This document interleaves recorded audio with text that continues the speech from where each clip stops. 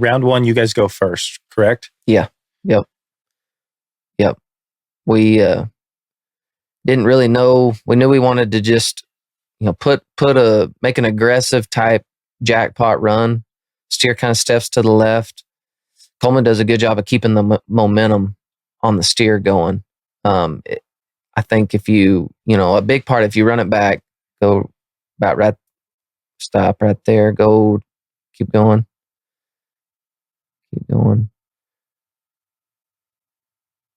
Stop. I think the biggest part for me is staying off of them and getting to a point to where whenever the steer is still, his body is kind of more at this angle and my horse is starting to kind of make the same angle where I'm parallel to where here in a minute when the steer opens up and takes a jump this way, I can be behind him and have a good swing over his back to where I can set it down. So now go ahead and play it. I stay off of him, swing over the back. And even if for some reason this steer doesn't come together, my horse has got enough forward momentum. I'd pulled off and told him to come off because the steer came together good, but I was coming through the turn to where I could have waited and healed him on the next jump if I would have needed to. Granted, I don't put myself in that spot every time, but that's what I'm shooting for. And my horse, this horse naturally has a lot of drag through the turn, is what I would call it.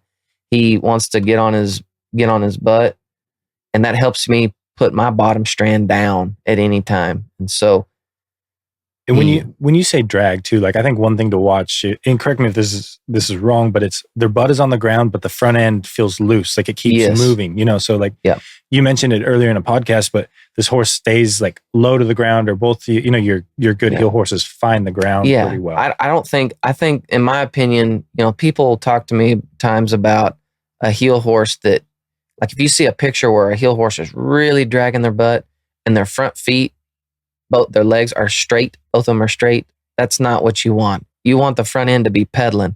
And you can see right here that both front feet stay moving throughout the turn and help me put my bottom strand on the ground. And he never gets bracy and pinches my throw off. He keeps walking in the front end, even though his back end's on the, locked up.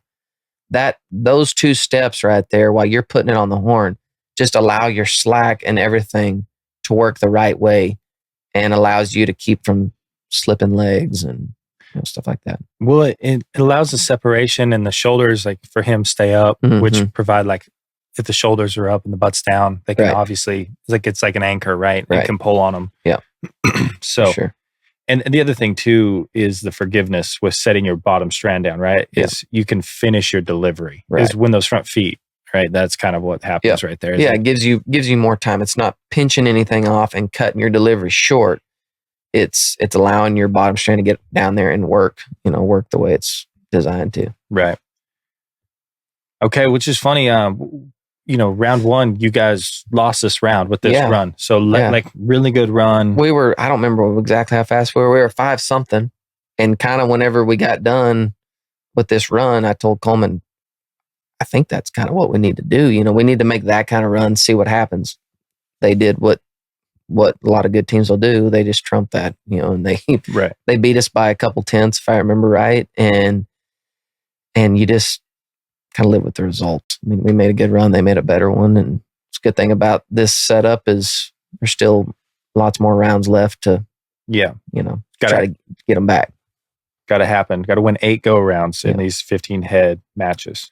And this round, if I remember right, they had kind of had a stronger one maybe and went and kind of had to go catch him. They were 6 something maybe, and we had to be maybe a little faster than 6'9" or something. Steer was a little bit stronger. He was a little bit wilder hopping through the turn. I kind of took an extra swing. My horse was a little bit freer than normal.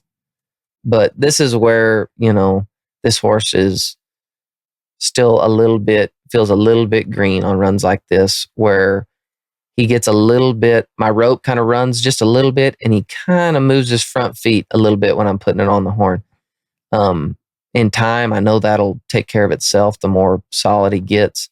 But, even though he wasn't ever in my way, is what I would call it. He's super forgiving, gets back on his butt, pedals in the front feet.